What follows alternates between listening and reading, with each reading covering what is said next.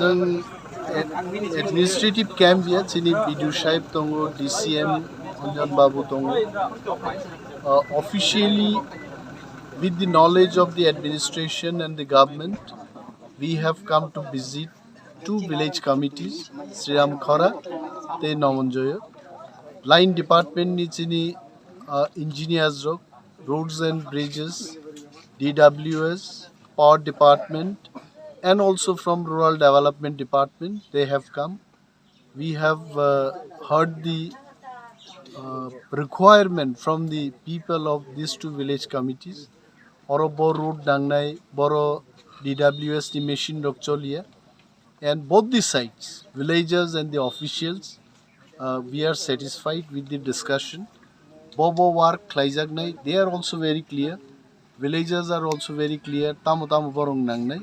So amicably, these all work will be completed in the next 1 month, 2 months of time.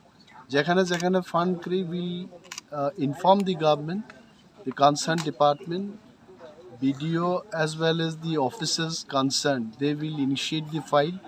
I as a leader of the opposition also will look into the matter and interact with the concerned ministries, and we'll get the fund, we'll get the work done.